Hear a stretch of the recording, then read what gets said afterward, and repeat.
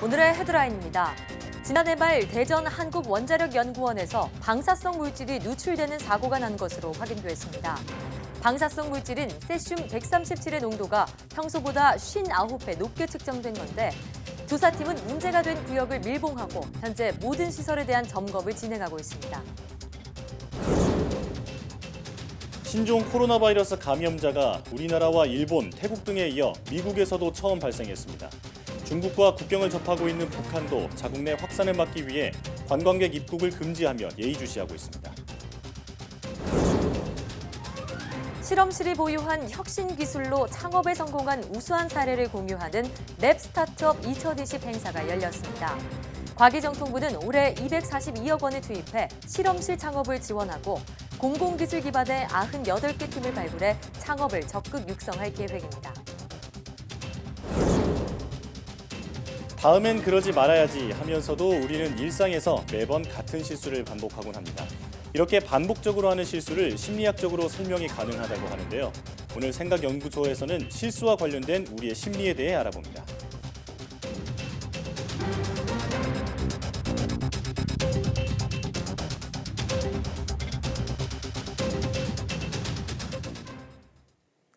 여러분 안녕하십니까? 사이언스 투데이입니다.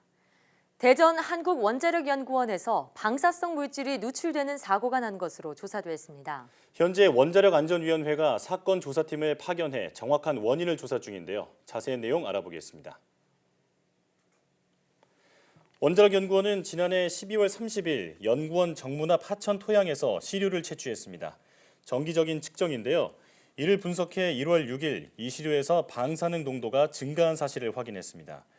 인공 방사성 핵종인 세슘 137의 방사능 농도가 킬로그램당 25.5 베크렐로 지난 3년 평균값보다 59배 정도 높게 나온 겁니다. 이에 따라 원자력연구원은 추가 조사를 진행했고 일부 방사성 폐기물의 수분을 제거하는 자연 증발 시설 주변 우수관에서 방사성 물질이 누출된 것으로 추정했습니다. 실제로 자연 증발 시설 주변의 하천 토양에서는 세슘 137의 방사능 농도가 킬로그램당 138 베크렐까지 치솟은 것으로 나타났습니다. 하지만 연구원 외부로 이어진 하천 하류의 토양에서는 평소와 같은 수준의 방사능 농도가 검출됐습니다. 원안위는 원자력연구원으로부터 이런 내용을 보고받은 뒤 한국원자력안전기술원 사건조사팀을 파견했습니다. 현재 조사팀은 문제가 된 구역을 밀봉하도록 조치하고 주변 하천 토양의 위치별로 방사성 물질 농도를 측정 중입니다. 또 이 사건의 정확한 원인과 환경 영향을 평가하는 등 모든 시설에 대한 점검을 진행하고 있다고 설명했습니다. 신종 코로나 바이러스 감염이 의심되는 유증상자 4명이 추가로 발견돼 격리돼서 검사를 받고 있습니다. 격리검사 대상자 4명 가운데 3명은 확진 환자와 같은 비행기로 중국 우한에서 입국한 밀접 접촉자로 확인됐습니다. 나머지 1명은 본인이 질병관리본부 콜센터로 연락해 격리검사가 진행 중입니다. 또 능동감시 대상자 33명에 대해서는 잠복기인 14일 동안 전화로 연락하며 발열이나 호흡기 증상을 확인하고 있습니다. 인천의료원에 격리돼 치료를 받고 있는 확진 환자의 상태는 안정적이라고 밝혔습니다. 중국 우한에서 직항으로 들어오는 항공편에 대해서는 항공기가 내리는 게이트에서 개인별 체온 측정과 건강상태 질문서, 검역 조사를 실시해 병원 이송이 필요한 유증상자는 국가지정 입원치료 병상으로 이동하고 있습니다. 국내에도 신종 코로나 바이러스 확진 환자가 발생한 가운데 바이러스가 사람 간에도 전파된다는 사실이 알려지면서 추가 환자 발생에 대한 우려가 커지고 있습니다. 특히 중국의 최대 명절인 춘제를 맞아 우리나라를 찾는 중국인 관광객이 급증하면서 감염자가 추가로 입국할 수 있기 때문에 조기에 발견해 대처하는 것이 중요하다고 전문가들은 강조합니다. 한영규 기자가 보도합니다. 국내에서 신종 코로나 바이러스에 감염된 환자가 발생하면서 추가 환자 발생 등 확산 우려가 커지고 있습니다.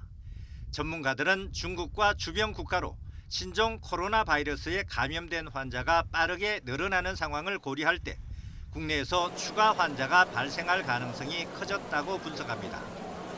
중국 최대 명절인 춘제를 맞아 한국으로 오는 중국인 관광객이 늘어나면서 국내에 감염자가 입국할 수 있기 때문입니다. 또 신종 코로나 바이러스는 사람 간에 전파될 수 있는 것으로 확인된 만큼 감염자에 의한 추가 확산도 배제할 수 없습니다. 중국에서 그 감염 환자가 많이 늘어날수록 우리나라로 그 감염 환자가 유입될 가능성이 많고, 특히 이제 반복적인 유입 과정에서 검역 과정이 걸러내지 못하면은 실제 이제 확진 환자와 접촉한 우리나라 국민들이 생겨날 수 있고, 그 중에 일부가 발병을 할 수 있고. 전문가들은 환자 유입을 100% 차단하기 힘든 만큼 이들이 지역사회에서 활동하며 바이러스를 전파하지 않도록 조기 발견에 집중해야 한다고 강조합니다. 중국에서는 우한시는 물론 베이징과 상하이, 광둥성에도 확진 환자가 발생한 상황. 그렇다고 중국에서 입국하는 모든 사람에 대해 정밀 검역을 하는 것은 사실상 불가능합니다. 전문가들은 공항에서 나올 때는 증상이 없다가도 국내에서 머물다 발병할 수 있다며 증상이 발생하면 여러 병원을 전전하기보다 보건소나 질병관리본부에 즉시 신고해 행동 지침을 전달받는 것이 바람직하다고 밝혔습니다. YTN 한윤규입니다. 이렇게 국내에서 신종 코로나 바이러스 확진자가 나오면서 항공과 바닷길을 가리지 않고 검역이 대폭 강화됐습니다. 공항과 항만 당국은 입국자들의 이상 증상을 수시로 관리하고 공용시설을 집중적으로 소독하고 있습니다. 송재인 기자의 보도입니다. 인천공항 입국장이 온통 마스크를 쓴 승객들로 가득 찼습니다. 국내에서 우한 폐렴 확진자가 나오면서 승객들도 바짝 긴장하는 모습입니다. 네, 좀 불안하고 그랬습니다. 갔다 온 데는. 감염병 위기경보 수준이 주의 단계로 올라가면서 공항 당국의 방역 활동도 한층 강화됐습니다. 음수대부터 바닥에 있는 깔개까지 입국자들의 손을 많이 타는 곳이면 어디든 집중 소독에 나섰습니다. 기존에는 2회까지 했지만 그런 부분들은 3회까지도 저희가 충분히 지금 해야 된다고 보고 있습니다. 바이러스라는 거는 전체적으로 사람이 볼 수 없는 데까지 다 이동을 하기 때문에. 오는 24일부터 30일까지 중국의 최대 명절인 춘제와 겹치면서 관광객이 늘어날 것으로 보여 더욱 우려가 커지고 있습니다. 공항 측은 특히 문제가 되는 우한에서 온 비행편의 경우 승객과 승무원 한 명 한 명 직접 체온을 측정하고 있습니다. 중국으로 가는 중요한 관문인 인천항에도 비상이 걸렸습니다. 특히 여객선이 취항한 다롄까지 우한 폐렴이 확산했다는 소식에 긴장감은 더욱 높아졌습니다. 就是去医院检查就可以了，发烧或者是咳嗽， 방역 당국은 전국의 공항과 항만에 이상 환자의 긴급 이송 등을 담당할 검역 대응반을 배치했습니다. YTN 송재인입니다. 서울시가 우리나라에서도 확진 환자가 나온 신종 코로나 바이러스 확산을 차단하기 위해 방역 대책반을 24시간 가동합니다. 서울시는 시민건강국장을 반장으로 24시간 상시 비상방역 근무체계를 운영하며 전문가 자문단도 구성했습니다.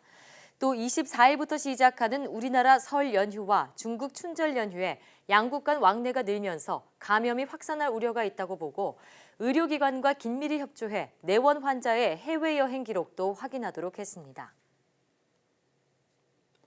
중국에서 발생한 신종 코로나 바이러스 감염증에 의한 사망자가 3명 추가돼 모두 9명으로 늘었습니다. 중국 국가위생건강위원회는 신종 코로나 바이러스 확진 보고 이후 3주 만에 처음으로 내외신 기자회견을 열어 이같이 밝혔습니다. 또 확진자 수도 440명으로 늘었다고 발표했습니다. 중국 국가위생건강위원회는 또 앞으로 중증 환자와 사망자 수를 줄이는 데 최선을 다하겠다고 강조했습니다. 중국의 관변 매체들은 중국 정부가 현재 신종 코로나 바이러스 감염증, 이른바 우한 폐렴과 전쟁을 벌이고 있다면서 정부의 신뢰를 보내줄 것을 촉구했습니다. 글로벌타임스 신문은 중국 정부가 신종 코로나 바이러스를 을류 전염병으로 지정하되 흑사병이나 콜레라 같은 감류 전염병 수준으로 대응하기로 했다면서 이같이 보도했습니다. 관변 매체인 환구시보 인터넷판은 신종 코로나 바이러스를 감류 수준으로 대응할 경우 환자의 격리 치료를 강제로 할 수 있고 공공장소에서의 검문도 가능하다고 전했습니다. 이 매체는 또 을류 전염병으로 지정하고 감류 수준에 대응을 하는 방식은 773명의 사망자를 낸 지난 2003년 사스 대유행 당시 중국 정부가 채택했던 극약 처방이라고 설명했습니다. 중국 우한을 진원지로 한 신종 코로나 바이러스 감염자가 미국에서 처음으로 발생했습니다. 신종 코로나 확산에 바짝 긴장하고 있는 북한은 중국인 관광객 입국을 금지한 것으로 확인됐습니다. 보도에 이종수 기자입니다. 미국 질병통제예방센터는 중국 우한에 여행을 다녀온 신종 코로나 바이러스 환자가 발생했다고 밝혔습니다. The first case of novel coronavirus in the United States. The first case of novel coronavirus is a Washington man in his 30s who returned from Wuhan, subsequently got ill, sought medical care, and was promptly identified. 미 질병통제예방센터는 확진 환자가 나옴에 따라 우한 여행 경보를 2단계로 격상하면서 더 많은 환자가 나올 것에 대비하고 있습니다. The risk to the American public is currently low, but we should expect additional cases in the United States, as well as certainly additional cases around the world. 신종 코로나 바이러스 감염자는 해외의 경우 한국과 일본, 태국 등 이웃 주변 국가에 이어 미국과 함께 타이완에서도 발생했습니다. 那今天特别跟大家来宣布我们今天下午有一个新型2019冠状病毒的确诊个案。 중국과 국경을 접하고 있는 북한도 바짝 긴장하고 있습니다. 신종 코로나 바이러스의 자국 내 확산을 막기 위해 중국인 관광객 입국을 금지한 것으로 확인됐습니다.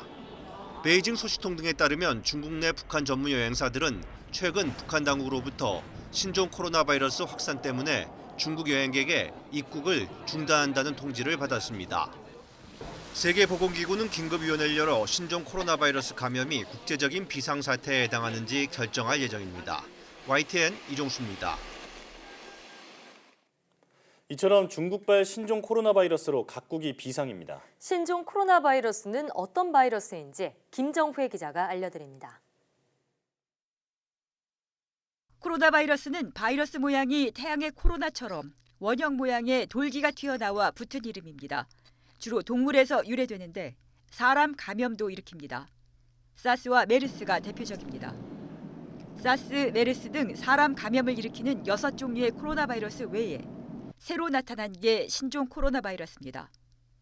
유전 체계로 보면 박쥐 유래 사스 코로나 바이러스와 비슷해 89.1%가 유사하다고 나옵니다.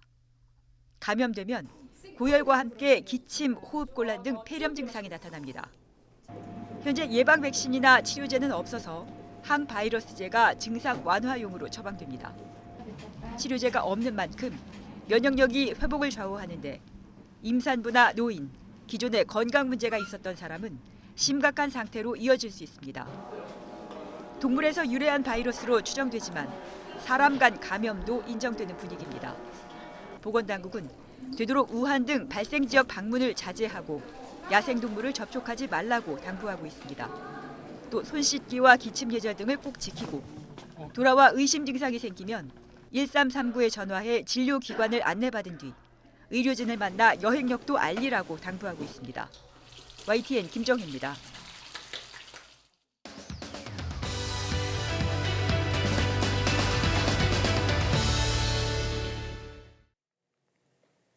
다음에는 그러지 말아야지 하면서도 우리는 일상에서 매번 같은 실수를 반복하곤 하죠.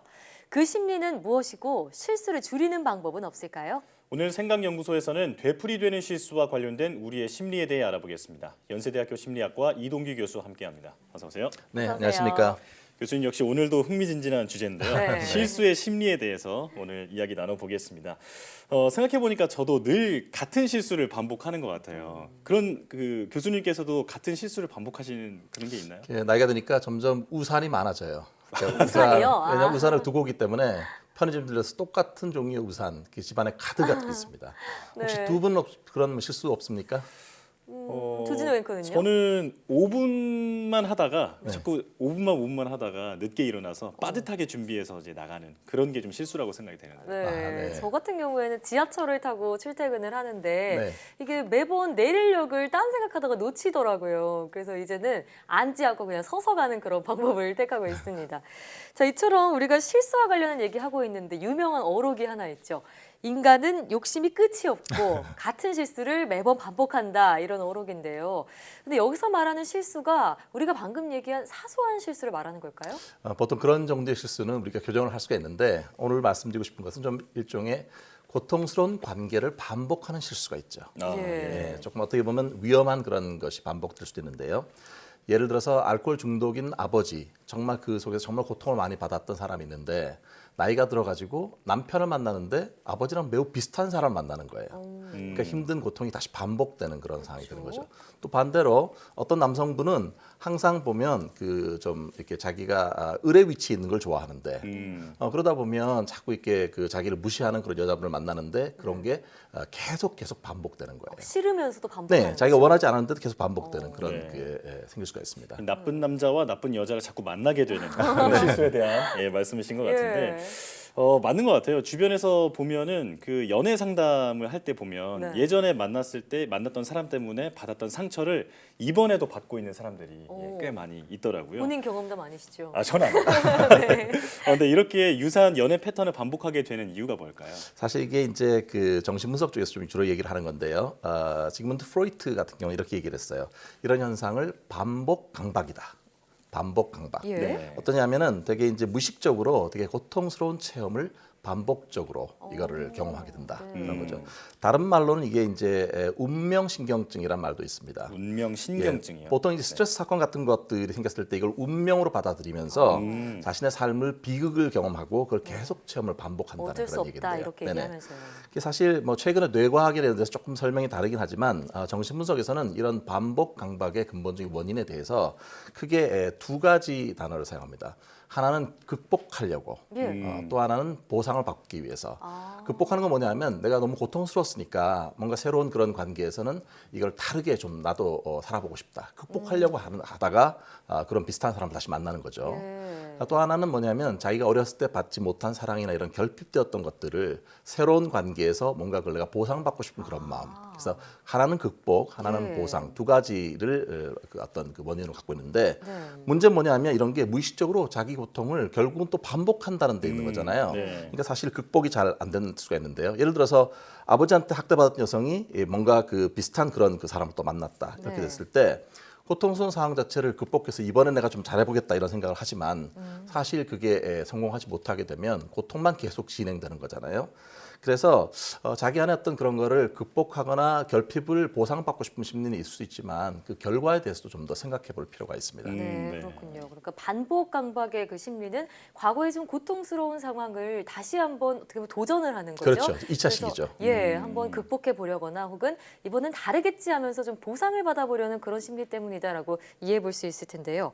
그런데 대체로 극복하지 못하고 또다시 이런 안 좋은 결과가 반복되잖아요. 대체로 실패하지 않나요? 보통 실패하는 경우가 많습니다. 왜냐하면 이게 자기 혼자만 있는 게 아니라 상대가 있잖아요.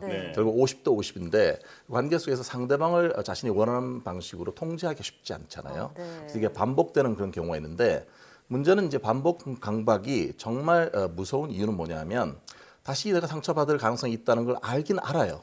그런데 그 관계에서 빠져나올 수가 없어요. 그러니까 예를 들어서 상습적인 데이트 폭력 같은 경우를 예를 든다면은 왜 술 먹고 되게 폭력적인 그런 남자가 있는데 거기 그 관계 속에서 다음날 아침이면 그 남자가 무릎 꿇고 빌어요. 다시는 이렇게 하지 않겠다고. 맞아요. 그러면 그걸 보면서 이렇게 생각하죠. 그래도 내가 사랑하는 사람인데 뭔가 내가 이 사람을 좀 변화시킬 수 있지는 않을까 이런 모성애적인 생각하는 분들 많은데 사실 잘 안 바뀌잖아요. 사람은 안 변하죠. 그렇죠. 사실 이렇게 되면은 나중에 자기가 데이트 폭력의 피해자가 될 가능성이 많다는 게 큰 문제가 있고요. 가해자 역시 자기 행동을 잘 못 바꿔요. 그렇게 맹세하고 다짐을 한다는 건 역설적으로 뒤집어 생각을 해보면 그만큼 그 행동을 바꾸기 어렵다는 반증이 아니겠어요? 맞습니다. 어떤 이유에서건 그 데이트나 이런 연인 관계에서 폭력을 사용하는 것은 사랑이라는 이름으로 정당화될 수 없습니다. 데이트 폭력은 사랑이 아니다라는 말 명심해야겠습니다. 과거의 트라우마를 극복하기 반복하려고 같은 실수를 반복하는 경우도 있는데 반대로 그 변화에 대한 두려움 때문에 또 실수를 반복하기도 하는 것 같아요. 네, 사람 심리가 참 묘하죠. 그러니까 심리학자이자 작가인 데니스 홀리라고 하는 사람, 이 사람은 이제 반복의 심리학이라는 책을 썼는데요. 그 반복 강박을 안전지대 이론으로 설명을 합니다. 안전지대 이론이요? 예, 어렸을 때 되게 고통스럽고 학대받은 경험이라든지 이렇게 되면 그 집안 자체가 되게 불행하고 정말 좋은 기억 자체가 하나도 없지 않습니까? 없겠죠. 근데 그런 상황이 있는 것이 너무 익숙한 거예요. 왜냐하면 그런 고통스러운 기억 이외에 다른 상황을 생각해낼 수가 없기 때문에 겪어보지 않았으니까. 만약에 그것과 전혀 다른 어떤 뭔가 따사로운 그런 사랑을 받거나 하면은 오히려 이거를 도대체 이게 뭐지 이렇게 오히려 부담스럽게 생각하니까 불안하게 생각할 수도 있겠군요. 자기 안에 어떤 그 불행하지만 익숙한 그런 동굴 안전 기지 속으로 들어간다는 거죠. 그래서 이제 문제는 뭐냐면 자기도 모르게 그 자꾸 그런 폭력이 있을 것 같은 그런 그 상황 속으로 자기를 밀어 넣어 간다는데 그 문제가 있습니다. 그러니까 상처를 갖고 있는 분들에게는 오히려 행복이 좀 낯선 것이기 때문에 그렇죠. 한 번도 경험해보지 못한 것이니까요. 익숙한 불행 속으로 다시 뛰어들어간다. 좀 슬픈 심리네요. 그렇죠. 자, 이런 반복 강박에서 벗어나서 우리가 진정한 행복을 찾기 위해서는 분명히 큰 용기와 결단이 필요할 것 같은데요. 어떤 방법이 좋을까요? 사실 이게 이제 시간이 많이 진행된 건 많거든요. 일종의 만성적인 관계가 많기 때문에 쉽게 개인의 힘만으로는 잘 해결이 안 될 수가 있습니다. 어떤 상담 전문가나 정신의학 전문가와 상의를 하는 것이 되게 중요한데요. 치료가 필요하군요. 그렇죠. 이게 어떤 그 근원이라든지 또는 촉발 요인이라든지 이런 것들에 대해서 이해를 해야 되고 상담사와의 어떤 그런 지속적인 관계를 통해서 여러 가지 심리적인 장애물 같은 것들도 제거를 하는 게 필요한데요. 그러나 개인적으로 생각해 볼 수 있는 부분은 뭐냐면 이게 물론 예전에 되게 힘들었고 고통스러웠던 기억 속에 나는 아주 조그마한 아이였지만 지금은 성인이 돼서 달라진 거잖아요. 그때 아이의 눈으로 바라봤던 세상과 지금의 성인으로 바라보는 것은 다르다라고 하는 걸 생각해야 하고 그다음 또 하나는 한꺼번에 뭔가 파괴적인 관계 이걸 없앨 수는 없어요. 한 번에 하나씩 그러나 내가 성장하겠다라고 하는 그런 의지와 결단을 하는 것이 대단히 중요합니다. 왜냐하면 사람은 물론 아무리 결핍된 그런 과거를 갖고 있다고 하더라도 매 순간 새로운 결정을 할 수 있는 주체적인 그런 존재이기 때문에 그렇습니다. 근데 이 과정에서 중요한 게 뭐냐면은 하나는 변화의 과정이 시간이 걸린다는 거예요. 여러 가지 시행착오가 생겼을 때 좌절하기 쉬운데 이것은 시간이 걸리는 일이다라는 걸 생각을 해야 되고 또 하나는 이 변화의 과정에서 자기가 부정적인 감정이라든지 또 스트레스가 생겼을 때 어떻게 이걸 조절할 것인가가 대단히 중요한 문제입니다. 마지막으로는 이게 이제 주변에 정말 자기 마음을 터놓고 얘기할 수 있는 그런 사람이 있는가가 중요한데 주변에 정서적인 지원 체계가 있는 것이 필요하겠어요. 사실 게슈탈트 치료의 선구자인 프리츠 펄슨이 이렇게 얘기를 했어요. 모두가 자신이 원하는 방향으로 삶을 이끌어야 할 책임이 있다. 우리의 삶의 어떤 주체니까 결국은 현실에 기반을 두고 이 반복되는 굴레를 벗어나기 위해서는 의식적이고 책임 있는 노력이 뒤따라야 한다. 그런 겁니다. 저는 그동안 연애나 성격이 모두 그 개인의 스타일 정도라고만 생각을 했는데 지금 말씀을 들어보니까 외부 요인이 굉장히 많은 영향을 맞습니다. 주는 걸 들었습니다. 또 지금 말씀 들으면서 궁금한 점이 이 프리츠 펄스가 게슈탈트 치료의 선구자라고 하셨는데 게슈탈트 치료는 어떤 건가요? 게슈탈트라고 하는 건 부분적인 어떤 그런 거가 아니라 우리가 사람이 어떤 전체적인 그 전체 의미 있는 전체를 구성하고 싶어 하는 거죠. 마치 퍼즐 맞출 때도 부분적인 그림 맞추기 아니라 전체적으로 자기 삶의 의미를 찾아가는 그런 의미에서 전체라는 의미가 게슈탈트입니다. 그렇군요. 오늘 말씀 들어보니까 나 자신을 그 객관적으로 좀 바라볼 수 있는 시선이 필요하고 또 그런 방법을 배우려는 노력도 필요하겠다는 생각이 듭니다. 오늘 말씀 잘 들었습니다. 고맙습니다.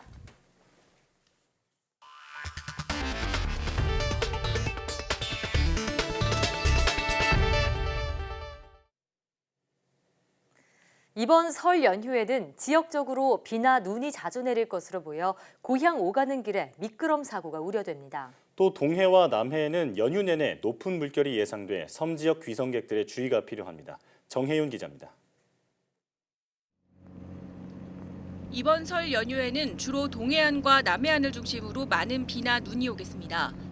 먼저 연휴 첫날인 금요일, 내륙은 대체로 구름만 많아 날씨로 인한 불편이 없겠습니다. 다만 영동과 경북 동해안에는 비나 눈이 오겠고 특히 강원 산간에는 최고 5cm 이상의 눈이 예상돼 미끄럼 사고가 우려됩니다. 해상도 동해를 중심으로 최고 4m의 높은 물결이 일겠는데 풍랑특보가 내려질 가능성이 큽니다.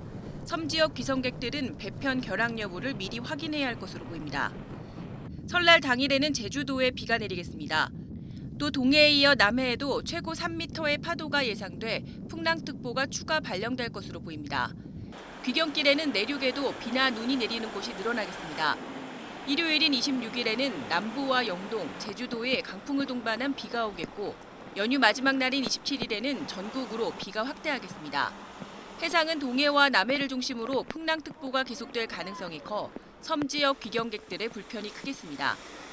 기상청은 귀경길, 남해안과 제주도에 최고 80mm 이상의 많은 비가 내리고 강원 산간에는 대설특보 가능성도 있다며 주의를 당부했습니다. YTN 정혜윤입니다. 설이나 추석 같은 명절이 다가오면서 스트레스를 호소하는 분들 많으시죠? 이런 명절 증후군이 실제 건강에는 어떤 영향을 미칠까요? 국내 연구진이 조사해봤더니 평소 휴일이나 공휴일 때보다 명절 연휴 때 심장마비 환자가 많고 사망률도 더 높다는 결과가 나왔다고 합니다. 메디플렉스 세종병원 심장내과 연구팀이 2012년부터 2016년까지 내과 질환에 의한 심정지로 전국 응급실을 찾은 9만 5천여 건을 분석한 결과인데요. 이 기간에 설과 추석 연휴가 43일 있었는데 모두 2,600여 명의 심정지 환자가 발생했습니다. 명절 연휴 하루당 평균 60명이 심정지로 쓰러진 셈인데요. 해당 기간 구체적으로 살펴보면 평일에는 51.2명, 공휴일에는 52.1명, 주말에는 53.3명의 심정지 환자가 발생한 것과 비교해 매우 높은 수준인 것을 알 수 있습니다.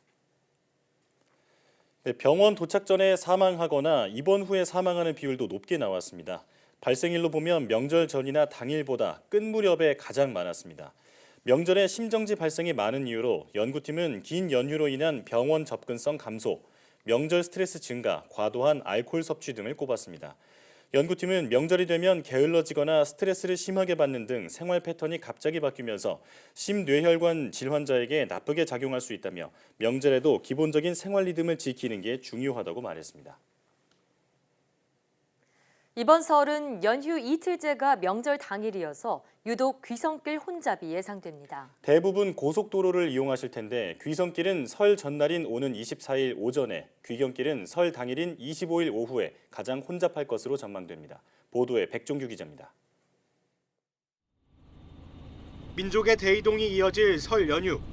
이동 인구만 무려 3,200만 명이 넘을 것으로 추산됩니다. 이번 설 연휴는 나흘, 둘째 날이 설날이라 특히 붐빌 수밖에 없을 것으로 보입니다. 귀성길은 오는 24일 오전 9시부터 10시까지, 귀경길은 여행객까지 몰리는 설날 당일 오후 2시부터 3시까지가 가장 혼잡할 것으로 예측됐습니다. 이동수단은 승용차가 88%로 대부분을 차지했고 버스 7.4%, 철도 3.6%로 나타났습니다. 하루 평균 고속도로 교통량은 지난해보다 6% 넘게 증가한 472만 대, 최대 교통량도 604만 대에 이를 것으로 보입니다. 승용차 기준 최대 소요 시간을 보면 귀성의 경우 서울에서 대전이 4시간 20분, 서울에서 부산 8시간 10분, 귀경은 부산에서 서울이 8시간, 광주에서 서울 6시간 반가량으로 예상됩니다. 지난해와 마찬가지로 24일부터 26일까지 사흘 동안 고속도로 통행료가 면제됩니다. 정부는 설 연휴 특별 교통 대책을 발표했는데 버스 전용 차로제를 평소보다 4시간 연장하고 교통 혼잡 예상 도로도 중점 관리할 계획입니다. 고속도로 사망자를 줄이기 위한 안전 대책도 시행합니다. 도로 결빙 취약 시간인 밤 11시부터 아침 7시까지 순차를 강화하고 예방적 제설 작업을 진행하기로 했습니다. 특히 드론 10대와 경찰청 암행 순찰차 22대를 투입해 난폭 운전자 합동 단속도 강화합니다. 지난 5년간 평균 대비 교통사고 사망자 50% 감축을 목표로 설정하고 교통과 안전관리에 한치의 소홀함도 없이 관리해 나갈 계획입니다. 국토부는 설 연휴 기간 하루 평균 고속버스는 1,220여 대, 열차 33편, 연안여객선은 104척을 추가 투입해 시민들의 불편을 최소화할 방침입니다. YTN 백종규입니다. 실험실이 보유한 혁신 기술로 창업에 성공한 우수 사례를 공유하는 자리가 마련됐습니다. 과학기술정보통신부는 최첨단 분야 실험실 창업 성과를 소개하고 새로운 투자 기회를 제공할 수 있도록 하는 실험실 창업 페스티벌 랩 스타트업 2020을 개최했다고 밝혔습니다.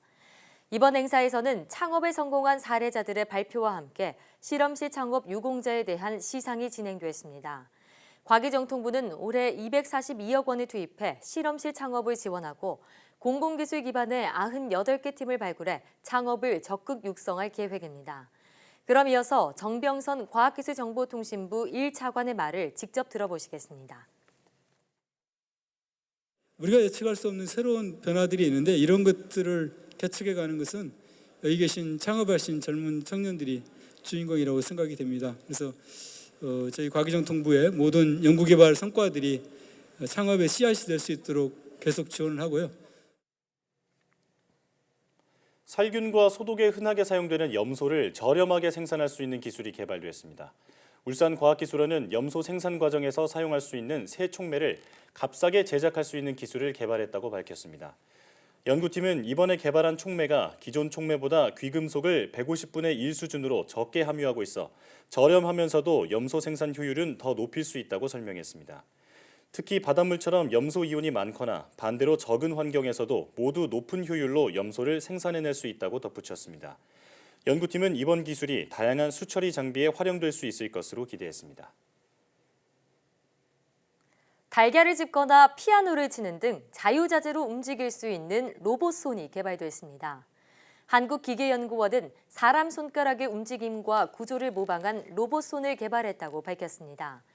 이 로봇손은 4개의 손가락과 16개의 관절로 이루어졌으며 12개의 모터가 장착돼 각 손가락을 독립적으로 움직일 수 있습니다. 또 손끝과 마디, 손바닥에 힘을 측정할 수 있는 센서가 부착돼 있어 물건을 쥐는 힘을 조절할 수 있고 이를 통해 최대 3kg의 물체를 들 수 있습니다. 연구팀은 이 로봇손이 비정형 물체를 조립하거나 정교한 움직임을 필요로 하는 산업 현장에 적용할 수 있을 것으로 기대했습니다.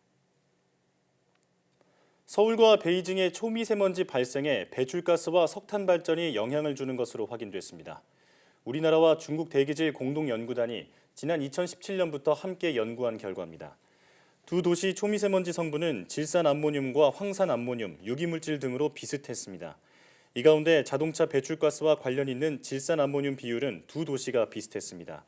석유나 석탄 연소와 연관된 황산암모늄 비율은 서울이 베이징보다 높았고 유기물질은 그 반대로 각각 차이를 보였습니다.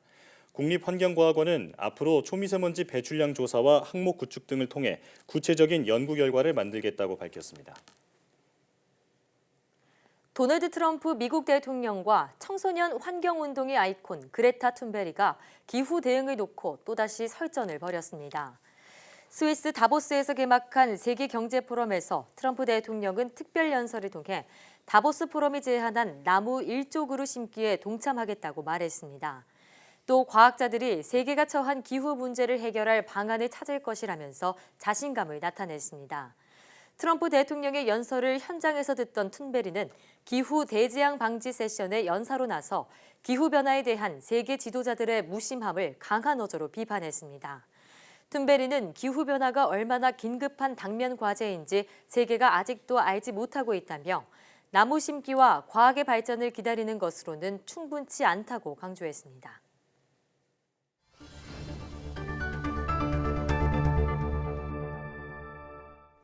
재미난 실험을 통해 일상 속 과학을 탐구해보는 오늘의 과학실 시간입니다. 바삭한 식감을 위해 과자를 만들 땐 기름에 튀기곤 하죠.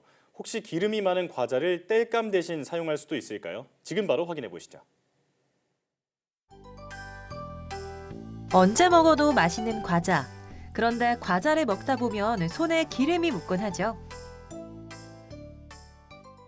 자, 이렇게 기름이 많은 과자를 현미경으로 보면 뭐가 보일지 궁금해지는데요. 현미경으로 보니 과자 표면은 울퉁불퉁하고 구멍이 숭숭 나 있는데요. 과자에서 기름이 새어나오는 모습도 볼 수 있네요. 과자 속에는 얼마나 많은 기름이 들어있는지 눈으로 직접 보여드리도록 하겠습니다. 과자를 잘게 부숴 차교기에 넣고 4종류 과자에서 기름을 짜냈습니다.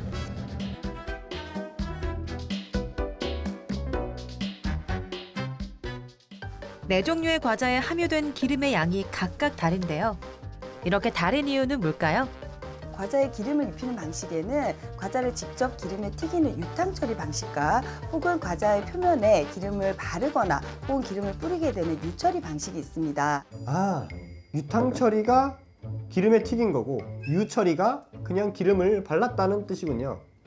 그렇다면 기름 함유량이 많았던 과자에 불을 붙이면 과연 불이 붙을까요? 역시 기름이 있어서 불이 붙는 거였네요. 과자의 표면에는 기름이 코팅되어 있는 상태이고 또한 바삭한 식감을 위해서 과자 사이사이는 구멍이 많은 다공성 구조입니다. 그러다 보니까 연료도 있고 또한 산소 공급도 원활해서 과자가 대단히 연소가 잘 되게 되는데요. 잘 타는 과자들을 여기 다 집어넣고 그 위에 고기를 얹어서 고기가 익는지 보도록 하겠습니다. 그럼 이렇게 연소가 잘 되는 과자를 땔감 대신 넣고 불을 피워보겠습니다. 불이 활활 타오르네요. 장작이나 땔감이 없어도 과자만 있다면 고기 굽는데 문제가 없겠는데요. 맛도 모양도 다양한 맛있는 과자. 더 맛있는 과자를 만들기 위해서 이 과자에도 다양한 과학적 비밀을 숨겨뒀었네요.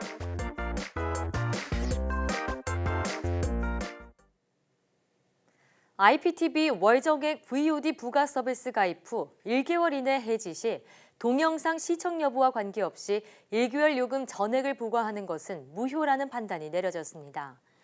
공정거래위원회는 KT와 SK브로드밴드, LGU+ 등 3개 IPTV 사업자가 동영상 시청을 하지 않은 이용자에게 7일 이내에 청약 철회를 인정하지 않는 규정은 불공정하다며 시정명령을 내렸습니다. 이에 따라 가입 후 1개월 내에 해지를 원하는 고객은 동영상을 시청하지 않았다면 7일 이내 청약을 철회해 전액 환불을 받을 수 있게 됩니다. 또 7일 이후 해지 시에는 가입 기간만큼의 요금과 잔여 기간 요금의 10%에 해당하는 위약금을 공제하고 환불됩니다. 다만 할인 요금으로 무제한 볼 수 있는 점과 단기간에 집중적으로 시청한 후 해지할 가능성이 있는 점 등을 고려해 동영상 시청 이력이 있을 경우엔 1개월 요금을 청구하는 것은 부당하지 않다고 공정위는 밝혔습니다.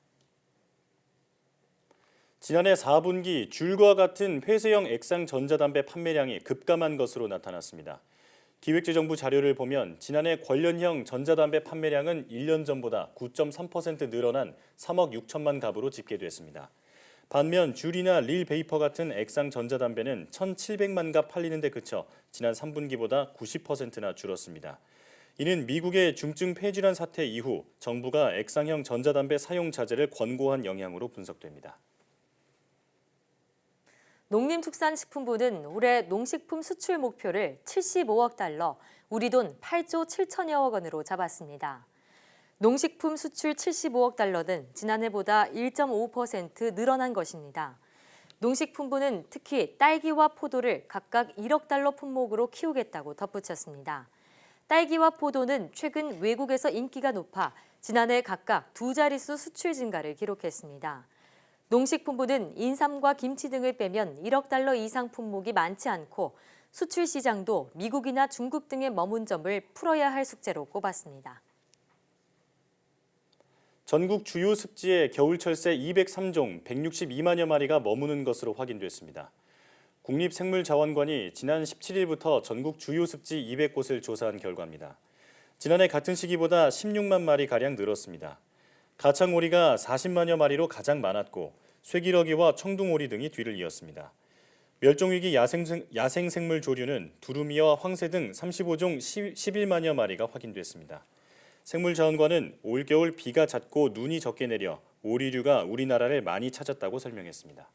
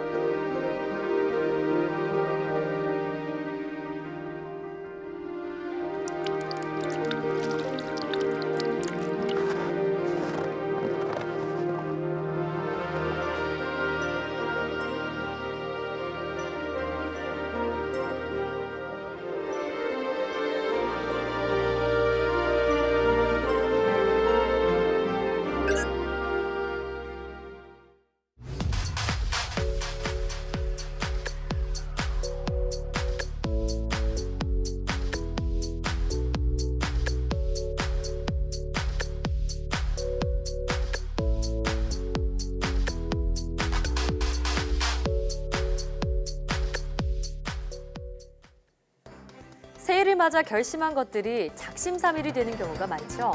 전문가들은 새로운 습관에 들이기 어려운 이유가 익숙한 습관과 새로운 습관이 서로 충돌하기 때문이라고 합니다.